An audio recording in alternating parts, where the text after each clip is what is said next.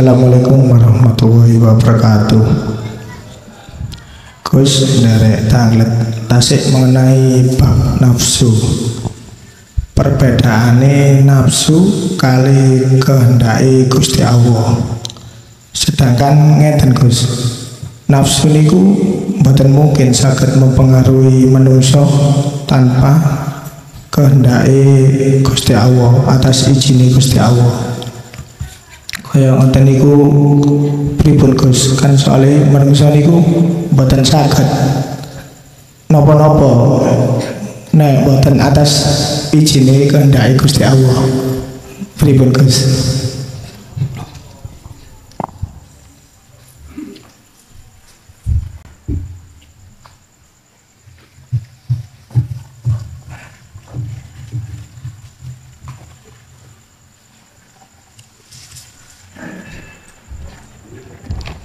Bagaimana kita bisa membedakan itu kehendak nafsu atau kehendak Allah?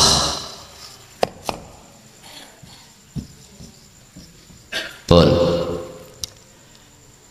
kalau kita bicara nafsu dalam konteks bahasa Arab, artinya adalah diri. Diri ini lari kemana? Ada dua hal diri. Ada diri takholli, aku makhluk. Ada diri tajalli, aku khaliq atau Allah. Pun sepanjang jenengan belum hati duduk di tajalli, gak akan paham dan tidak bisa membedakan mana kehendak nafsu dan kehendak Allah. Paling-paling jenengan iki bisa membedakan secara fisik. Apa? Nek apik yo teko Allah, nek elek teko nafsu. Contoh niki, jenengan nek salat, zakat, poso, haji jelas krono Allah, sangka Allah lah kan nggih. Sampai melihat dari fisik. Yang kedua, jenengan kalau sobo dolanan ben bengi nanggone lokalisasi jelas iku pandangan kita Pak, kalau hati belum bisa duduk di tajalli nggak akan pernah tahu mana perbedaan ini kehendak nafsu atau kehendak Allah. Paling tidak jenengan tahunya secara fisik itu pun belum tentu benar miturut pandangan hakikat, belum tentu benar. Makanya di dalam Al-Quran Allah katakan, jikalau kebaikan itu datangnya dari Tuhanmu, jikalau itu kejelekan datangnya dari dirimu sendiri, berarti ada penguasa ganda. Ada penguasa kebaikan, ada penguasa kejelekan. Berarti ono pangeran loro. Mengapa saya katakan pangeran loro? Kuasa. Berarti Gusti Allah iku ono masjid doa. Ning lokalisasi setan tok iku. Gusti Allah rae ning kono. Loh, dan ini wajar. Karena kita masih di takholli. Di takholiku masih ada dua Pak. Itu tadi. Apa sih takholi? Di dalam hati kita masih merasa kita yang melakukan. Satu sisi kita lupa segala makhluk bisanya bergerak, itu yang menggerakkan adalah Allah. Lupa kita. nggak ada koneksi ta'alluq seperti itu pada sang penguasa, nggak ada. Sehingga wajar mengatakan kalau jelek teko diri kita sendiri nafsu, kalau baik datangnya dari Allah. Makanya saya katakan sepanjang jenengan ini belum duduk hati ini ditajali, sepanjang itu kita tidak mengerti mana kehendak Allah, mana kehendak nafsu. Sekarang gini, sekarang kita tarik tadi dari sisi syariat, taunya kita secara jasmani, secara hakikat taunya kita secara rohani. Coba nyun sewu, mengapa hati dalam pendidikan tauhid itu 3 tahap, tahalli, tajalli. Inilah supaya jenengan biar mudeng, biar paham mana kehendak nafsu dan bukan, mana kehendak Allah atau kehendak nafsu. Coba apabila jenengan di dalam waktu sholat Allah tidak memperjalankan jenengan, bisa sholat? Ndak tak? Rasa sing gerakno Allah iki ae jenengan lali, apalagi jenengan disuruh untuk mengatakan gerake Allah. Tambah mboten dong. Hubungan koneksi rasa sing gerakno sampean iki Allah ae mboten eling sama sekali. Apalagi dikongkon mastani iki gerai Allah. Tambah kita untuk melakukan tahalli nggak bisa, apalagi suruh tajalli, ora iso. Makanya ketika kita sholat, mengapa kita selalu ngaku-ngaku? Itu persoalannya. Kalau kita ngaku-ngaku kita yang berkehendak mau sholat dan kita yang melakukan sholat, ini nafsu. Walaupun bagus, apalagi yang ada di lokali. Lah, udahlah Pak, nyun sewu. Jikalau hukum sing dihadapkan Allah adil, hukum adile Allah, jenengan kalih kula niku gak tahu nglakoni dosa cilik, mesti dosa kau petik. Apa? Menyekutukan Allah dengan yang lain. Bentuknya dalam hatiku mengadakan aku makhluk yang iso. Lah iku wis menyekutukan Allah.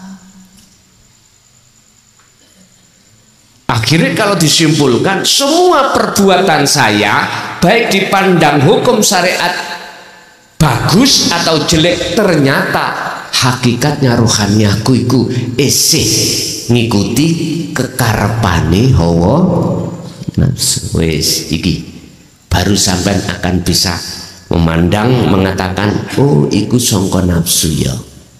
Tapi pada saat itu saya tidak paham kalau ini nafsu, karena ilmunya saya tolak dari Kanjeng Nabi. Ya sudah, satu. Nomor 2, ketika jenengan ini sudah duduk di tajalli, makhluk kan boten enten to Pak. Jenengan tadi yang merasa digerakkan Allah sudah nggak ada. Aku gerak sebab digerakkan Allah sudah tidak ada. Karena kewujudan sampean kali kula sebagai makhluk dalam pandangan hakikat itu tidak wujud. Ini kalau tajalli kan mengatakan penetapan hukum keakuannya Allah, selain Allah sudah hilang. Bagaimana mungkin kita yang sudah hilang nggak ada? dikatakan melakukan sholat, bisa melakukan sholat, bisa melakukan lokalisasi. Cuman siapapun Anda, jikalau betul-betul lewat terus zikir sirul asrar menuju tajalli Allah, walaupun kita secara fisik biasa lokalisasi, tak jamin kok merotol. Perbuatan-perbuatan yang secara syar'i maksiat itu dengan sendirinya Anda tinggalkan. Otomatis Pak itu. Kalau hanya sampai lewati dakwah, haram itu, nerakamu. Terus nek nyuwun sewu, nek ati gak dididikno tentang masalah dinut tauhid, terus melakukan zikir, udahlah Pak, nggak iso. Kita tidak akan pernah meninggalkan perilaku dohir maksiat pada Allah manakala rohaniah kita tidak kita ubah. Ingat, asli nih perbuatannya jasad itu perbuatannya roh. Jasad itu mek nganut. Bukti nih, nengati sampai kerentek ngelakoni apa? Jasad. Berarti jasad ngelakoni itu sebetulnya bentuk pancaran ngelakoni roh. Asli nih mantan. Tinggal roh iki duduk di mana? Ditakholika, nek ditakholi berarti munculnya makhluk terus niki. Kok niki? Makhluk terus. Terus kita itu menyekutukan Allah dengan bentuk mengadakan dalam hatiku makhluk. Padahal wala taj'alu ma'allahi ilahan akhara. Janganlah kau menjadikan selain Allah di dalam hatimu. Ada, jangan. Jangan. Tapi berhubung kita itu tidak mengindahkan ajaran Rasulullah di jalur tauhid, sampai kapanpun hati kita duduk di takholi roh kita, otomatis jasad lakoni ya takholi. Nek gak cocok ngamuk, tujuan nek gak hasil marah-marah. Nyun sewu, dunya kecuil tonggone, mbuh disengaja atau tidak, lapor polisi, penyerobotan tanah, kasus KUHP. Ya Allah, dunya sampean sing wonten kita, bojo, jangankan jasad, roh iku milik Allah. Mengapa kita harus ngaku-ngaku iki? Karena ngaku sertifikat karena atas nama aku, padahal ahli waris Pak Ibu belum dibagi. Nguniku mentang-mentang wonten boten dulur 5 nomone sertifikat dulur sing barep. Nyun sewu, karena saya pernah jadi kepala desa, paham. Ono Pak dulur niki 5, karangane tinggalane Pak iku kathah. Berhubung sing barep iki serakah, karangan atas nama sertifikat si A iki niku gelem dibagi, nek dheweke iku oleh telung bagian, sing loro dulur papat. Nek gak gelem iki jenengku kok. Menang toh? Menang. Dalem ya apa ya mboten saged nek gak dapat tanda tangane si A. Lah ngoten nggih. Ngoten niku mentang-mentang, Pak.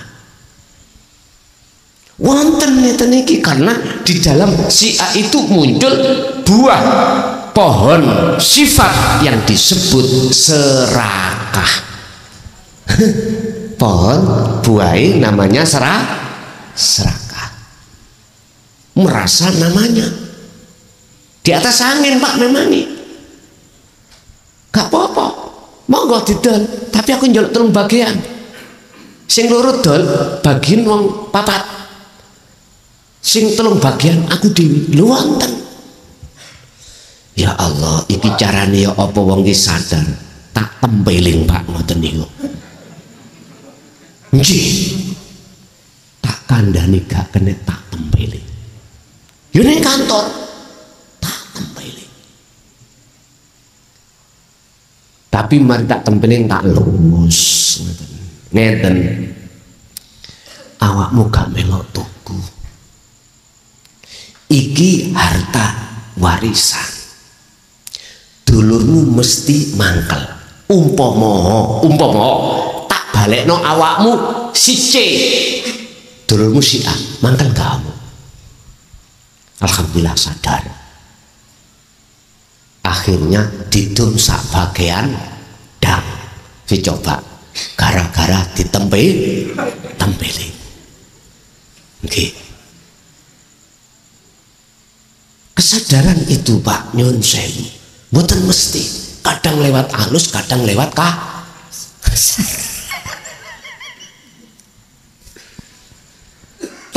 tapi kadang-kadang kasar gak iso, halus iso. Mboten mesti kok ngoten iku tiyang mboten mesti. Napa sih tak tempel mboten kula tempeling dohir ngeten mboten. Kula tempeling dengan ajaran tauhid. Akhirnya dengan ngening omah kok yo ndelalah kuasane Allah iku diketoki bapake sing bongko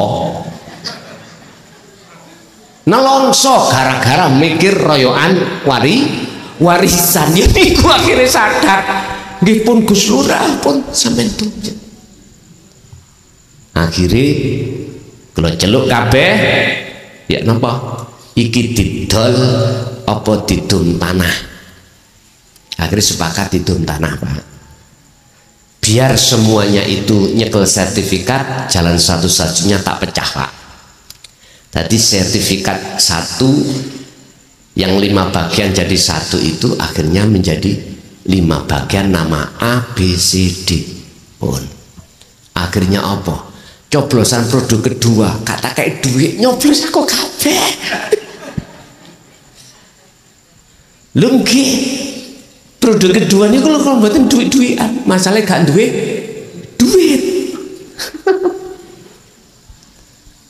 kalau mek ngeten tok umpama gak dadi gak rugi gak kelangan dadi yo malah gak rugi ternyata Gusti Allah kok ngersakno gak ada duit ya dah di situ.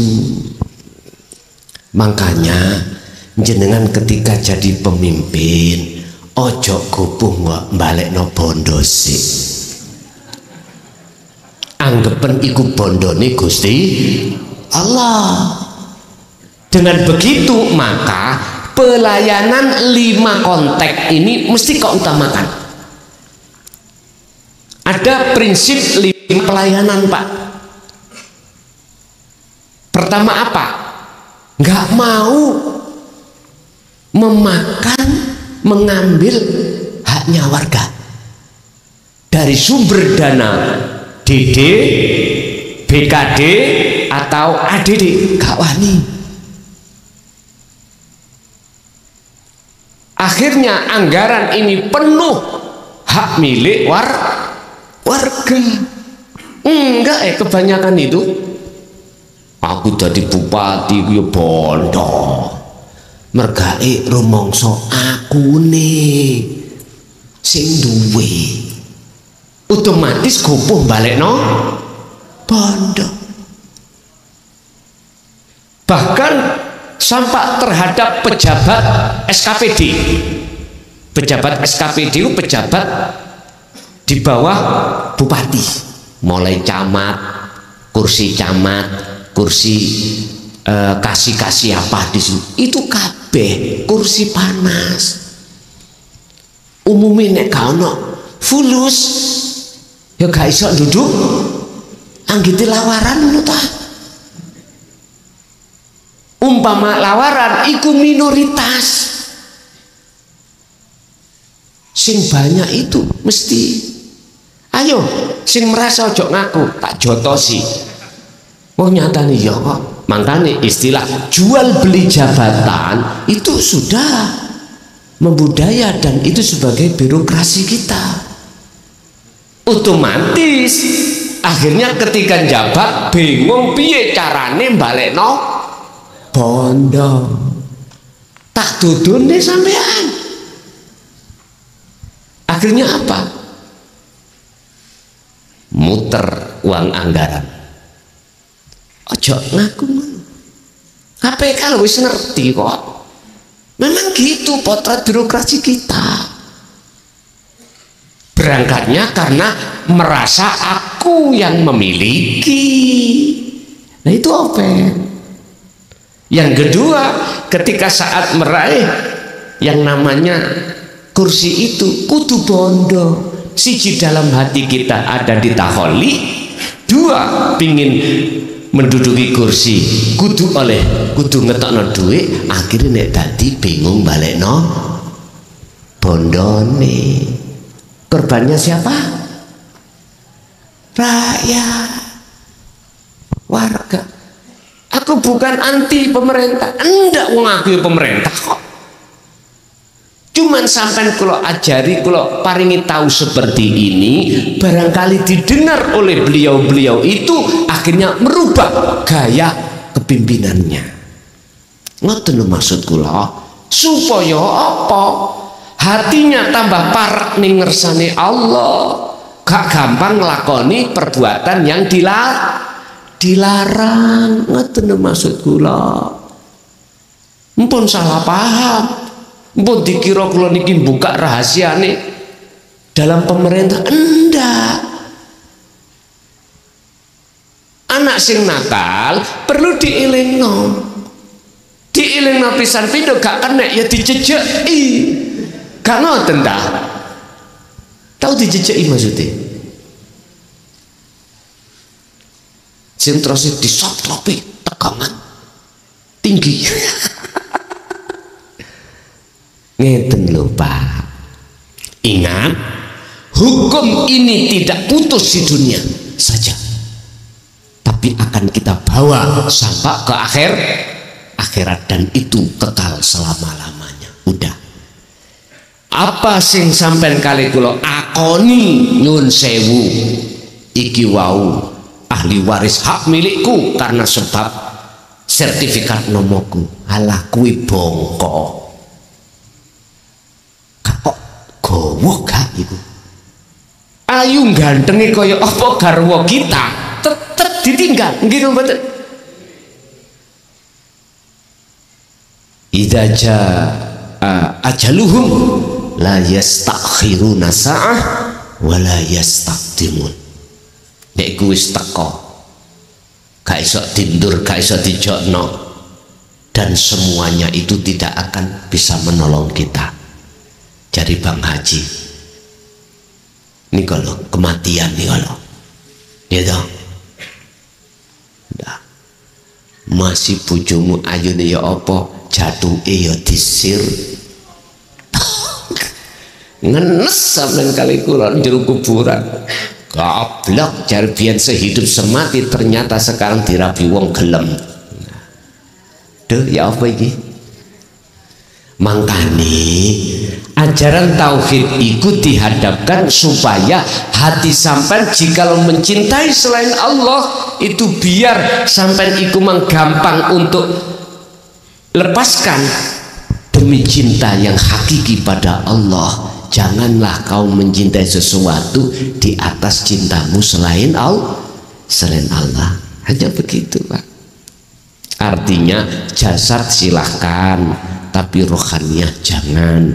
Rohaniah cukup hanya pada Allah, jasmaniah kita kepada istri, pada suami. Monggo rapopo, jasad pada istri, anak, harta benda. Karena di dunia ini nanti kita tinggalkan, rohaniah kita tetap pada Allah, Jadi kita akan bisa membedakan manakala kita duduk di taholli, di tajalli, maaf. Karena di tajalli itulah nanti jenengan itu akan tahu, oh iki aku nih makhluk, apapun perilaku kehendak kalau selain masih ada pengakuan makhluk dalam diri kita, itu nafsu. Kalau sudah tidak ada pengakuan makhluk, hanya aku Allah, apapun yang terjadi itu langsung soko Gusti Allah. Oke, lanjut. Masih ada Ibu? Ada Bu? Mboten wonten Pak Imawon.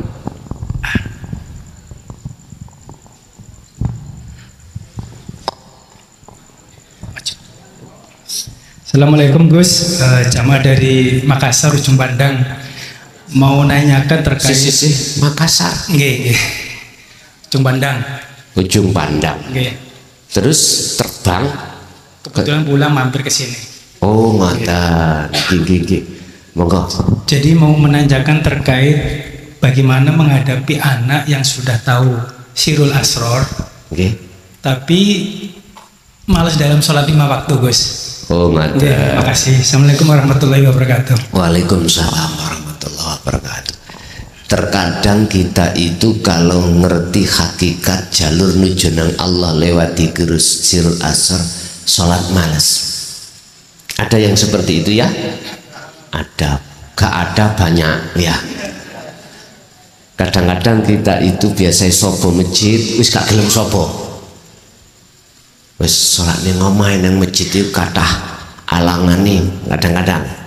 Akhirnya tetanggane, lho Kang Klason iki saat ikuti ajaran tauhid kok malah gak gelem sapa ajaran sesat iku. Akhirnya muncul opini-opini sing kurang sedap. Lah ngoten nggih. Yes. Ada lagi gak seperti itu. Biasanya tekun salate. Nek gak salat wis merasa bersalah. Ngoten nggih. Lah kok ketika saat wis ngaji tauhid, apalagi sudah tahu ingin bertemu Allah lewat jalan Sirul Asr, enak ambek rokokan. Aku nek ambek sholat iku kok yo aneh. Akhirnya gak sholat. Anak dawuh sing ngomong ngeten ya.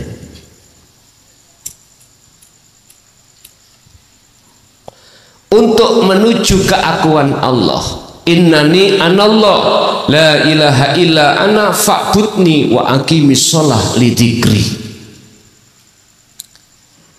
Untuk menuju tajalli keakuan Allah, wa aqimis sholah, itu surat Toha ayat 14. Akan dilihat Bu. Tegakkanlah sholat li dzikri, semata-mata hanya untuk ingat pada Allah. Aku mbek rokokan malah nyaman so iling Gusti Allah. Akhirnya sholatnya tinggalkan. Ada seperti itu? Banyak. Gak ada tapi banyak.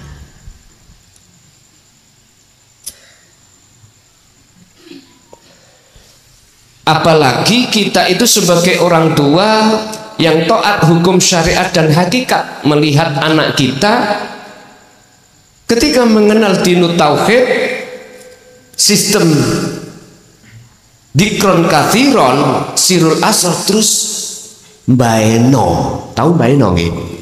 Teledor dengan hukum syariat. Bagaimana kita cara menghadapi? Lah ngoten nggih. Bapak Ibu, mengapa inilah Rasulullah menekankan kita untuk berlaku sistem wasilun itu di situ. Sistem untuk menuju dan bertemu Allah itu ada dua. Ada yang wasilun, ada yang majdubun. Apa itu wasilun? Wasilun adalah syariat kita memanfaatkan hukum syar'i di dalam ibadah dua, murni dan tidak murni. Niki wasilun. Sistem yang dicontohkan, laqad kana lakum fi rasulillahi uswatun hasanah, Rasulullah. Ini sistem wasilun. Syariate mlaku, ruhaniyah sampean bersamaan dengan hukum hakikat di tengah-tengah syariat. Jasad sak roh. Karena kita masih ada di dunia. Kalau majedubun beda, Pak.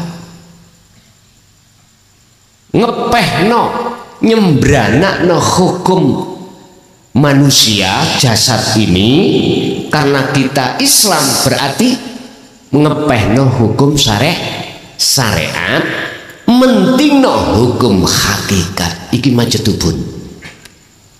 Nek cara wong iku ana sing nang ndukur loteng niki lewat ondo.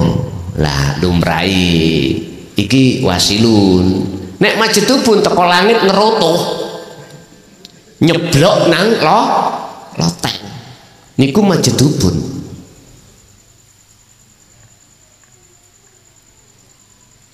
Kalau saya mengatakan salah, yang memakai majedubun mboten angsal kula mengatakan itu salah.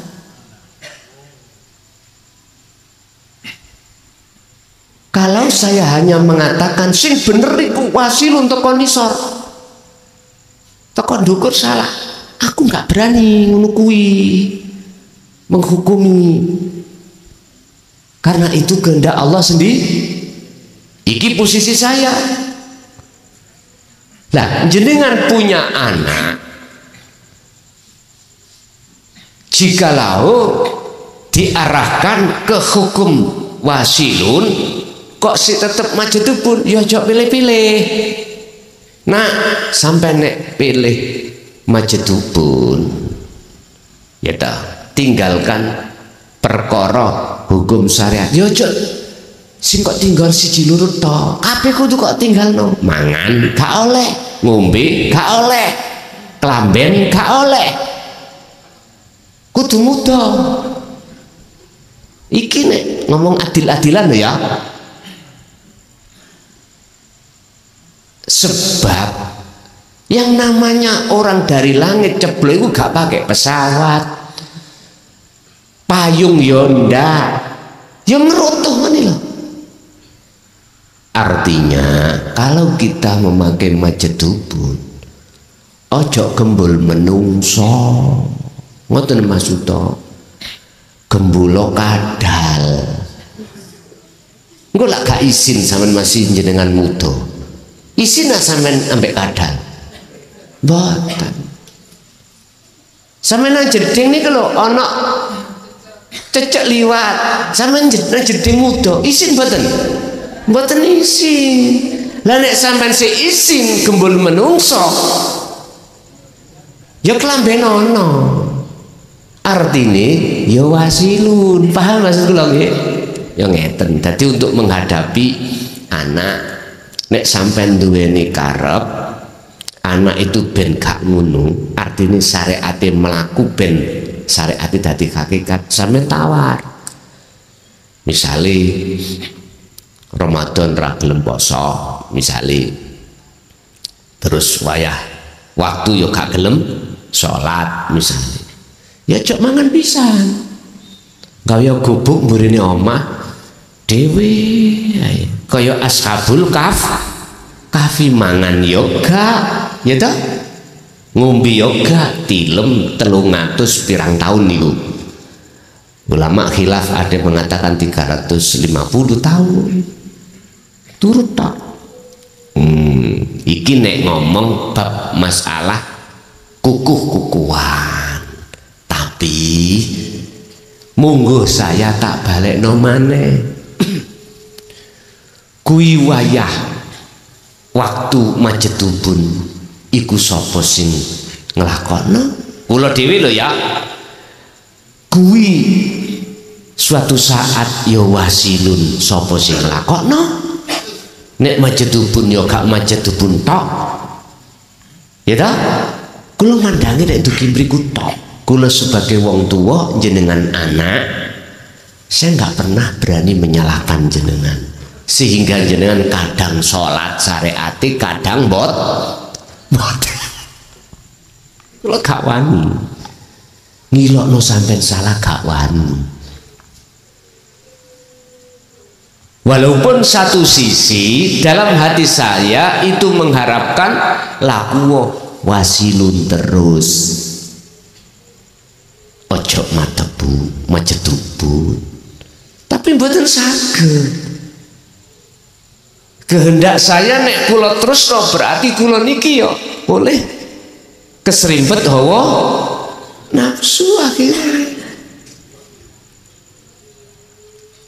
Angel Pak Bu nggih. Dibalik-balik oleh angel mergai yo kita ngel-ngel dhewe. Loh, niku ben melaku hukum syariat. Wis nyuwun sewu. Iya, paham kula nggih, Pak. Tapi apa bisa kita paksa untuk seperti saya, untuk seperti kita? Nggak iso. Nah, terus bagaimana sikap kita sebagai orang tua? Wis ngeten mawon. Kenek pisan pindho dikandani monggo, gak enek dijotos. Maksudnya dijotos iki walana a'maluna walakum a'malukum. Wis segala amaliyah apapun baik pada diri kita sebagai orang tua dan terhadap anak, ya udah, amalmu yo amalmu, amalku yo amalku. Lah saiki arek sakniki beda Pak dengan anak dulu. Zaman kula niki Pak, salah diantem linggis sampai abah niku gara-gara ora jamaah khususiyah Thariqah Naksabandiyah. Mantu nasar kula niku keri gara-gara kula niki main karambol. Jenenge arek cilik Pak, seneng karambol gitu. Sampai lali kula niki habis asar waktune jamaah kalih abah dan khususiyah lali. Masya Allah, habis mudun khususiyah kula kait tekong tuk diantem linggis Pak.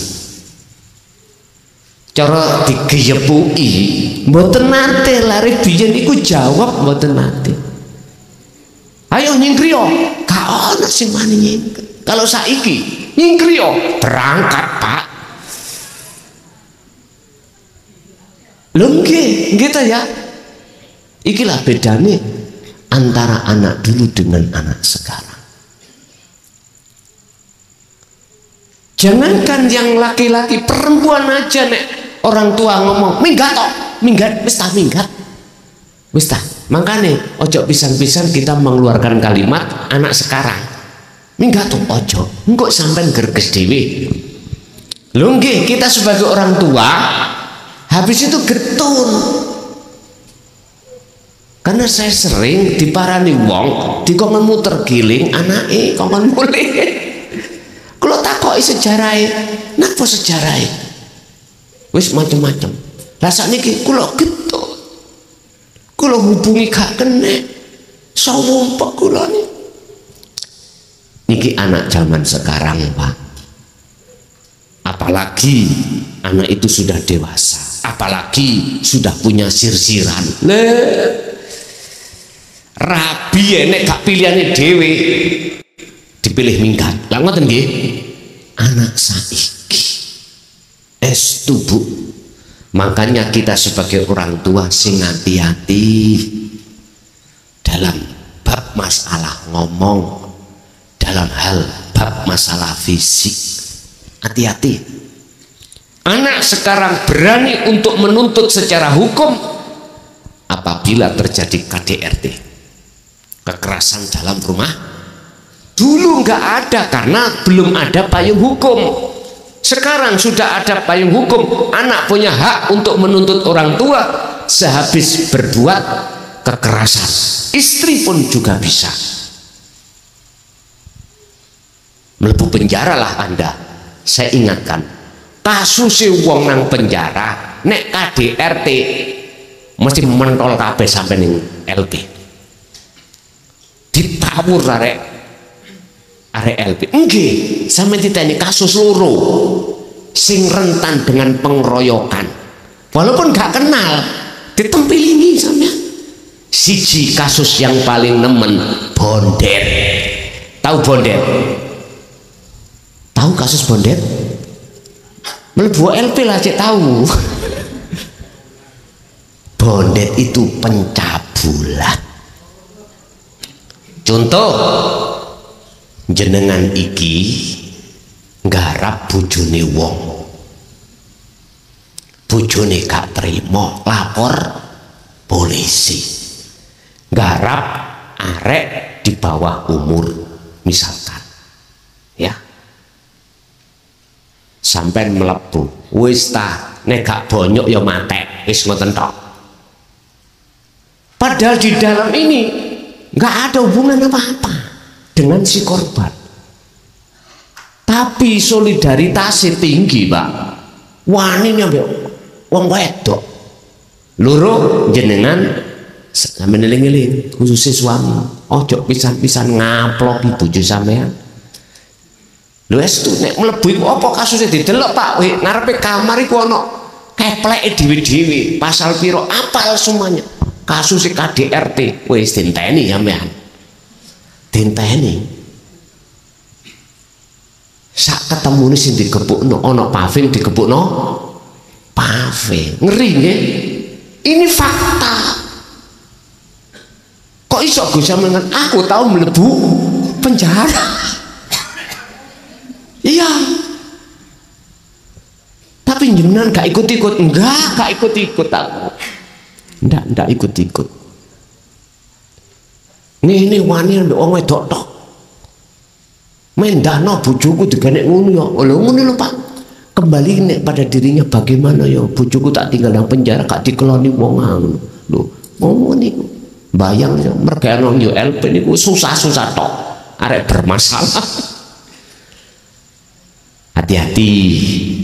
Makanya tindakan hukum mengapa pemerintah mengeluarkan, mengesahkan namanya hukum KDRT, kekerasan dalam rumah tangga seperti itu, biar kita sebagai suami nggak semena-mena pada anak atau pada istri sing koyok mentalnya kayak suami Pak.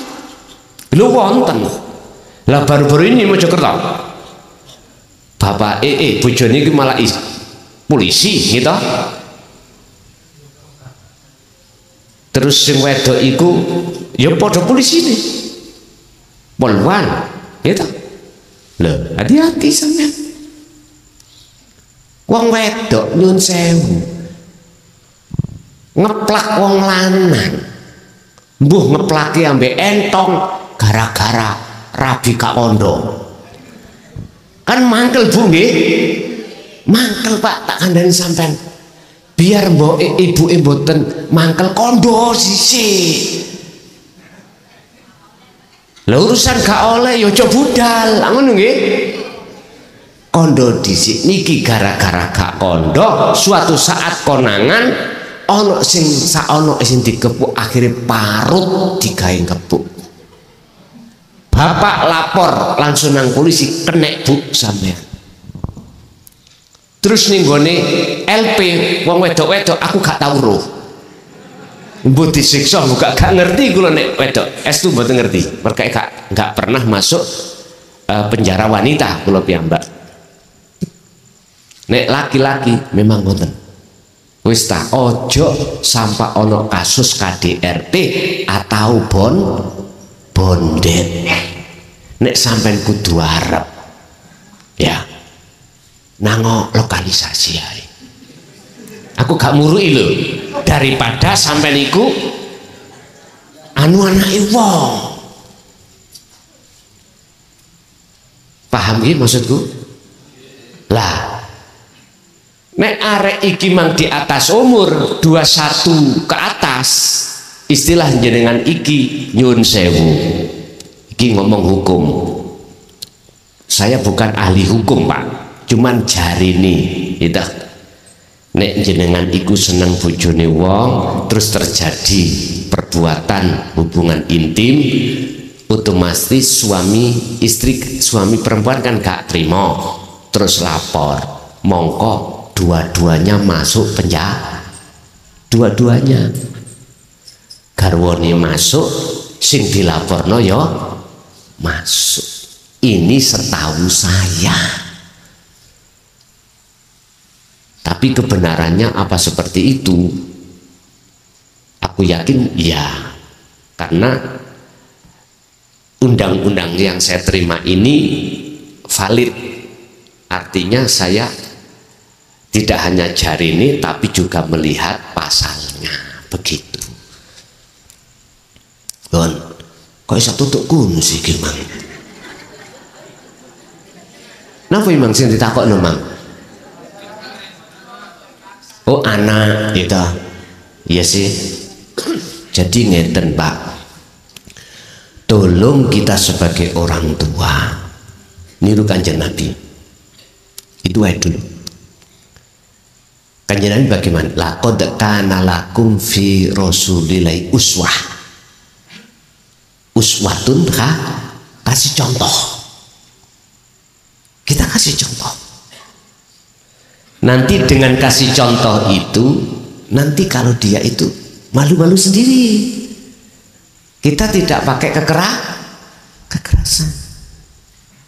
Rasulullah uswah, kasih contoh langsung.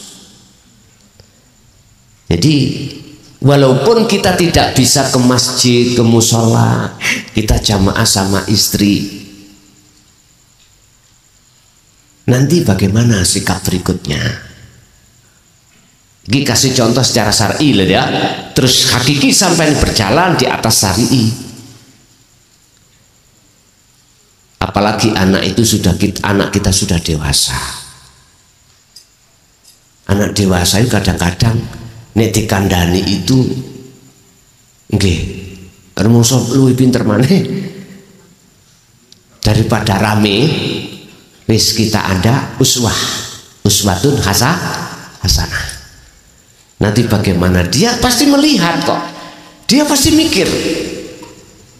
Iya ya, bapak saya kakean cocot, tapi kok perilakunya seperti itu. Aku malu. Akhirnya sedikit demi sedikit akan meniru. Sebab gini Pak, apapun alasanmu, ya, Gusti Allah menghadapkan kita sebagai makhluk dua thariqah, dua jalan untuk bertemu Allah. Satu ibadah mahdhuf murni dan tidak murni. Menurut saya wasilun, lebih mudah Anda bertemu Allah saat kau sholat daripada saat kau nyun sewu iki mang bekerja atau makan atau apa. Sebab apa? Karena sholat itu murni menghadap jasad dan rohannya datang Gusti. Sudah kita tinggalkan istri, suami, tinggalkan hubungan dengan anak, hubungan dengan pekerjaan apapun. Namanya sholat, hafidu ala sholawah was sholatil wusta, sudah tinggalkan semuanya. Kan lebih mudah. Ini menurut pengalaman. Tapi urusan jawabannya itu masing-masing, sebab pengetahuan pengalaman masing-masing. Yo ora tak salahno. Yo enak ambek lungguh tok ngene, Gus. Misale lungguh tok ambek rokokan. Wis gak maca ngene, gak maca ngono. Menentok rasa tok sing mlaku. Tapi ingat, Anda pasti tidak akan satu hari satu malam duduk saja, enggak mungkin. Pasti Anda akan makan, pasti Anda akan minum, pasti Anda akan komunikasi dengan istri, suami, anak. Anda pasti akan kerja. Ketika saat dikala waktu rame itu susah sampai ikut meletakkan koneksi pada Allah jikalau tidak kau latih lewat sholat. Paham? Makanya mengapa Allah meletakkan masalah sholat lidzikri wa aqimis sholat lidzikri. Akim, tegakkanlah as-sholat, Lidzikri semata-mata menjadi ingatmu pada Allah. Itu latihan Pak sebetulnya, supaya di luar sholat jenengan iki mudah koneksi pada Allah. Tapi aku nggak nyalahno sampean. Jikalau ketemu Allah itu hanya dengan duduk dan merokok saja. Akhirnya kita lebih nyaman seperti itu Kang, daripada jungkar-jongkir. Monggo, iku hak jenengan. Bagi saya memandang ya iku karepe Gusti Allah. Bagi saya loh ya, sehingga aku nggak akan pernah menyalahkan Anda. Makanya saya sendiri juga mensikapi apa yang di luar. Ada yang bukan Habib ngaku-ngaku Habib, ada yang kubu satunya mengatakan, mengingatkan kamu itu duduk turunan, bukan turunannya. Ada yang mengingatkan seperti itu lah. Bentrok toh Pak niki, ono sing trimo mbek gak sing trimo. Wis tak pandang iku Gusti Allah ndagel yo. Wis bagi saya lo ya, Gusti Allah gawe dagelan. Bagi saya memandangnya itu hanya itu aja. Kalau saya menarik dari hukum syariat, boleh berbicara, boleh berbicara. Apa sih manfaatnya ngaku-ngaku? Walaupun kita itu duriahnya betul, apa manfaatnya ngaku-ngaku? Sampai berani, di dalam tubuhku telah mengalir darahnya Rasulullah. Iku nduduno wis ta, kuwi gak usah bohong, mesti takabur, mesti riak takabur. Apa endingmu? Pribumi supaya jadi budakmu. Dengan begitu nanti Anda kalau sudah masuk itu didu kamu. Akhirnya sing korban siapa? Pribumi. Eling pesene wong Jawa, Mbah Buyut jenengan. Apa? Wong Jawa kari separuh, wong Cina kari sak jodoh. Iku namanya perang palegrek, entenono mangsane. Apakah itu terjadi?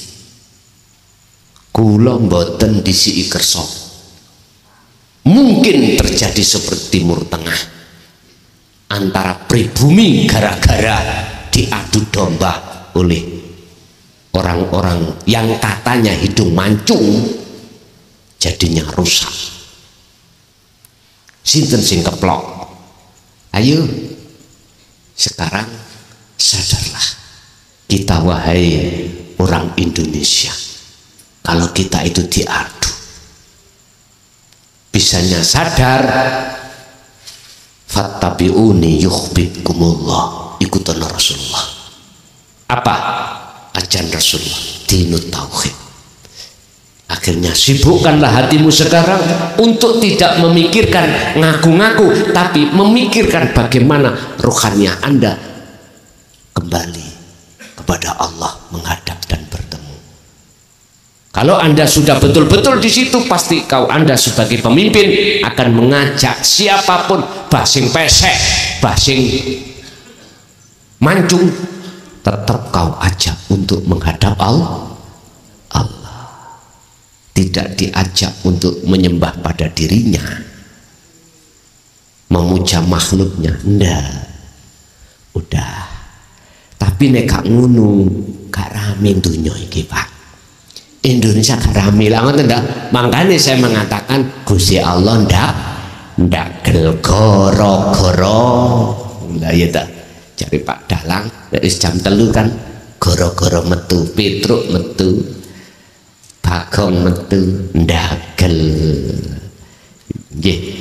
Jadi utamakan kita sebagai orang tua kasih contoh, tidak kasih mau idoh, kasih contoh. Sebab anak zaman sekarang kalau kita tuturi terus, akhirnya katanya basman angel tuturane. Ngoten ngene. Aku wis gerang kok rame. Ngoten kadang-kadang anak sekarang. daripada rame, ya udah dikasih contoh aja. Begitu. Masih ada? Monggo. Pun nggih pun Pak nggih, ibuke benjing kan nggih wonten kewajiban masak. Nggih bapake nekor. Turu nggih pun ngoten mawon. Keranten yes, memang kita sama-sama ada tugas habis ini mulai awal sampai akhir. Mugi-mugi ya Gusti Allah ngeridani ilmu itu sehingga menjadi ilmu yang bermanfaat, barokah terhadap keluarga kita. Lahumul Fatihah. Untuk